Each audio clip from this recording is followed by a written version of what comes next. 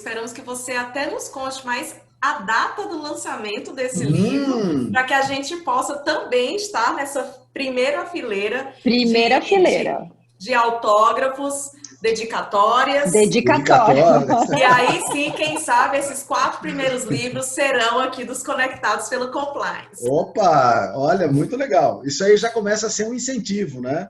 Um incentivo para eu sentar e escrever, né?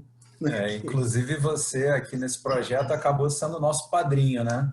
Nosso primeiro entrevistado do Conectados pelo Compliance, e para a gente até poder fechar o assunto aqui do livro, eu queria te fazer uma última pergunta aqui, que na verdade não chega a ser uma pergunta. Eu queria saber se você pode dar umas dicas para quem quer começar a escrever um livro. Porque, assim, tem gente que gosta muito de escrever, tipo, eu adoro escrever, mas eu tenho meu tempo. Se for depender de mim para fazer 500 páginas, só na outra encarnação. Porque eu tenho meu tempo ali, eu vou escrevendo. Essas meninas aqui, é tudo máquina. Elas fazem conteúdo, e é vídeo, é post, é um monte de troço. Eu fico assim, meu Deus, eu só queria fazer um. Mas eu fico naquela demora, né? Então, assim, algumas dicas que você possa dar para quem quer começar a escrever um livro, seja de compliance ou outro qualquer. E além de e-book, não sei se faz sentido também, de repente você conseguir aí, não, vou fazer um e-bookzinho pessoal, para ser um negócio mais rápido, será que já tentou? Olha, para mim o e-book ou o livro físico, a dificuldade assim, o tempo é o mesmo, né? Você vai ter que realmente se dedicar e vai ter que pensar, né? Então, eu só agora que eu aprendi o caminho das pedras de como publicar um livro, né? Eu fiz até um roteirinho para mim, porque falei, se um dia eu vou pegar o roteirinho e vou seguir, né? Para não ter que ficar tudo batendo a cabeça de novo, né? Mas aí tanto faz, né? Seja um e-book ou um livro físico, tá? Eu nem sei se eu sou a pessoa mais indicada para dar conselho para escrever um livro, tá? Porque eu sou muito crítico, tá? Se eu pego um artigo, um livro para ler, e se ele tiver aí com erros graves de gramática, parágrafos desconexos, conteúdos sem sustentação, tá? Ideias simplórias ou coisas assim do senso comum, isso provoca em mim um efeito contrário do que normalmente o autor espera, né? Então passa pela minha cabeça, seria melhor não ter escrito esse livro ou esse artigo do jeito que está, né? E aí o que acontece, tá? Isso fica associado com o autor, tá? Como uma pessoa pouco capaz, de conhecimentos rasos, né? Uma pessoa inexperiente, né? Então, portanto, né, assim, já que eu já estou falando isso, né, aqui, se eu tiver que dar uma dica, fazendo esse disclaimer, né, inicial aqui, né, a minha primeira dica é tome muito cuidado, tá? Esteja ciente de que do outro lado, quem vai ler o seu livro, vai haver uma quantidade grande de críticos, tá? E não espere que todo mundo jogue confete em você, tá? E nesse contexto, você precisa ter algo relevante para escrever, tá?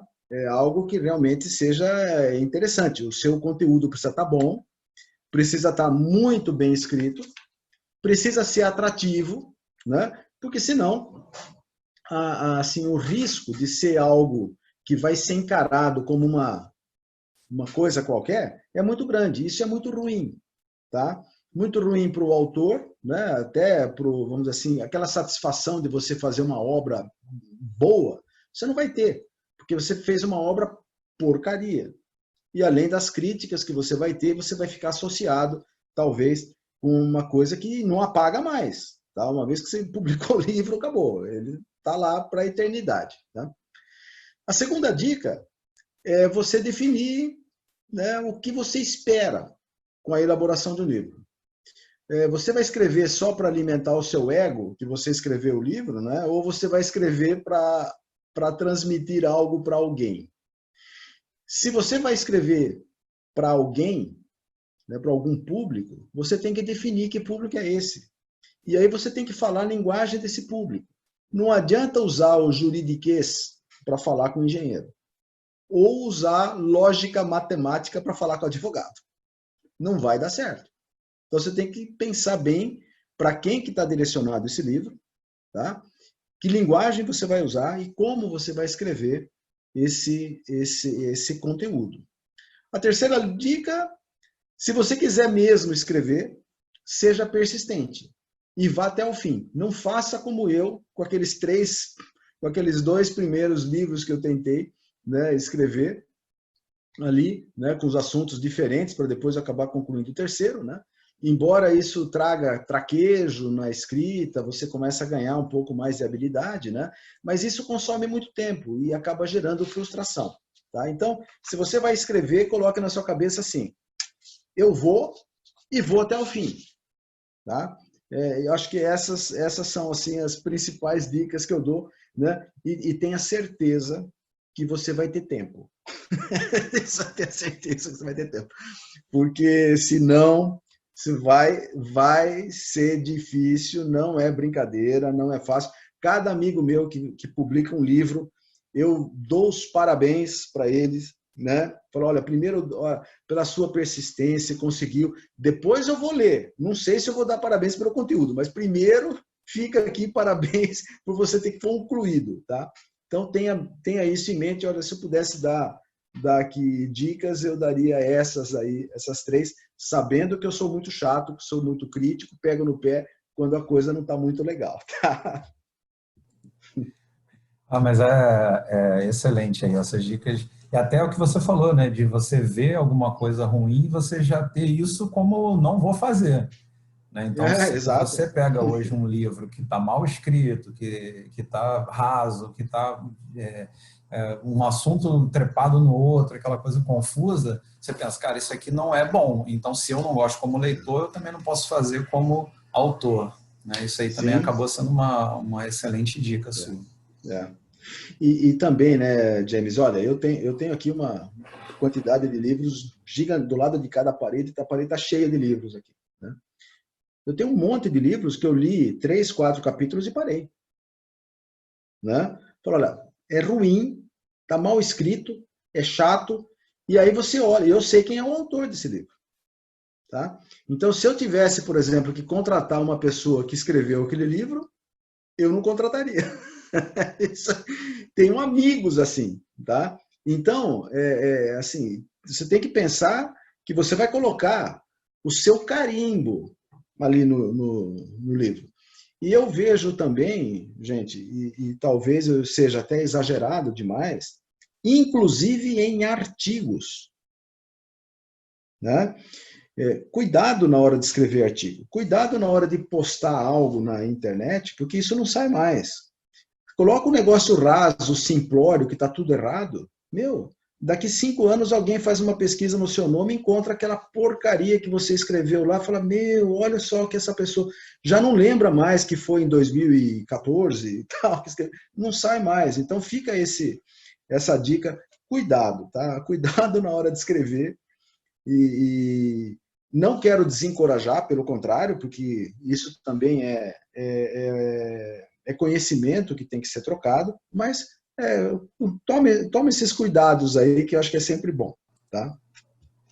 Sim, é bem importante mesmo pensar nesse caso. Até porque a gente vê, né, hoje em dia um boom absurdo de pessoas criando conteúdo. E aí, quando você começa a ver 2, 3 posts da pessoa, ela acaba fazendo a mesma coisa que todo mundo já fez.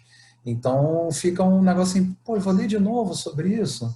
Sabe? É meio cansativo, né? Então, para isso você não precisa. Você fala assim, tá, para ler isso aqui eu já tenho material, seja o livro do Wagner ou as apostilas de não sei quem, o material que a LEC disponibiliza, tem um monte de material por aí bacana, né? Então, não precisa você também querer chover no molhado. A gente tem que trazer uma visão diferente, tem que fazer alguma coisa que traga realmente um novo olhar para aquele assunto. Obrigado. Sim. Verdade. Tá certo. Meninas, É isso. mais alguém? Só complementando, né, que assim, às vezes nessa ânsia de querer mostrar o seu trabalho ou mostrar o seu nome, realmente a pessoa acaba entregando mais do mesmo. Ela não coloca um olhar prático que seja, porque assim, o conteúdo é aquele, você realmente não vai inventar a roda, mas você traz a diferença quando você traz uma aplicação de fato prática daquele tema, mas simplesmente falar conceito a gente já tem no livro, não precisa ficar repostando aquilo, né? Sabe, Luana, você falou uma coisa assim de uma importância enorme, coisa que nós estamos vendo no mercado hoje.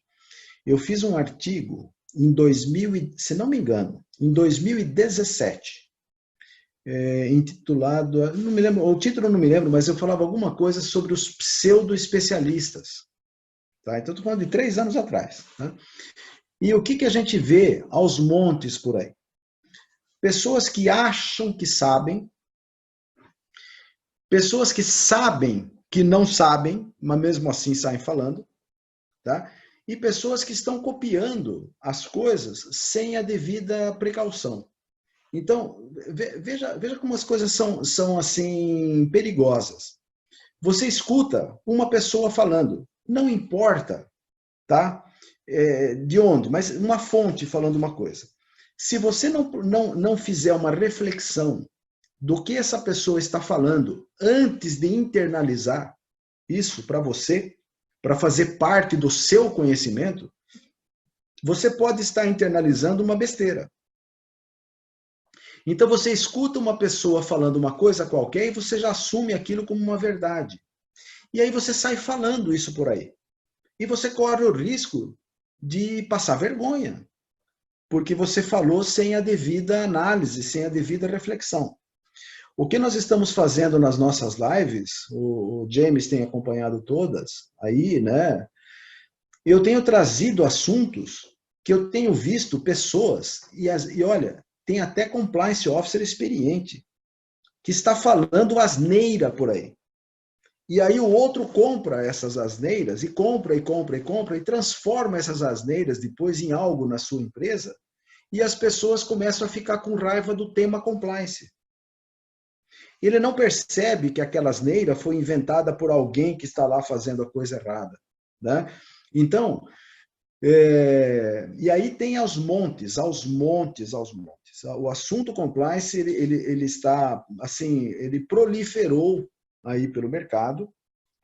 Pessoas, todos nós já fomos estagiários, né?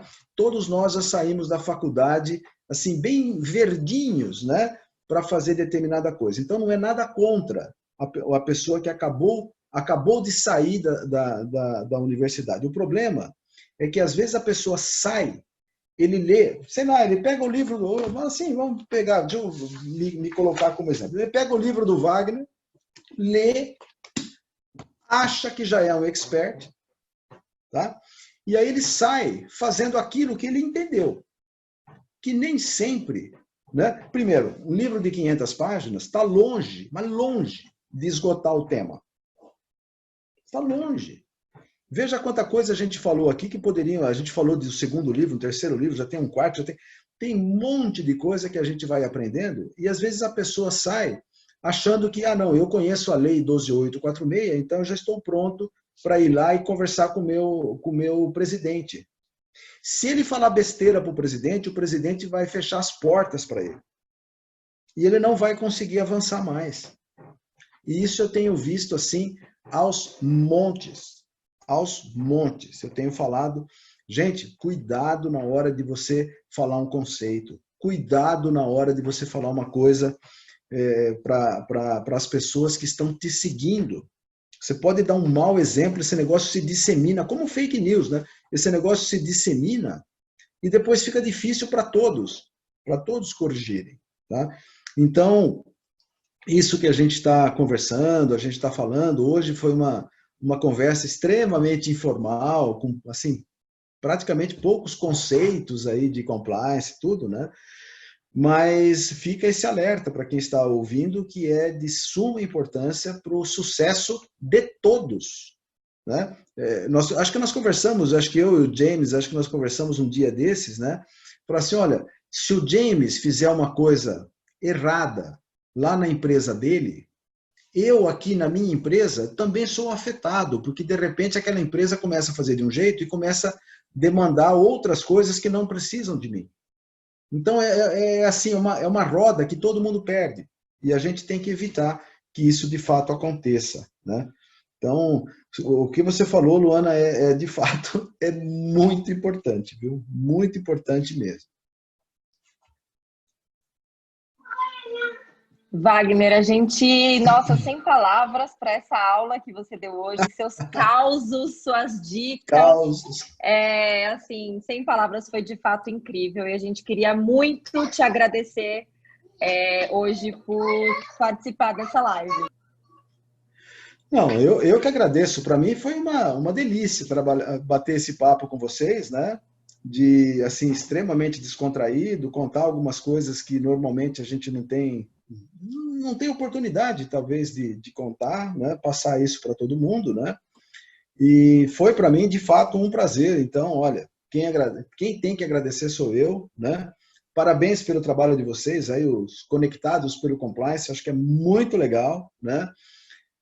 Vamos aí divulgar esse vídeo, vamos divulgar as mensagens do tema, o que vocês puderem, o que vocês precisarem de mim e eu puder ajudar, contem comigo, né?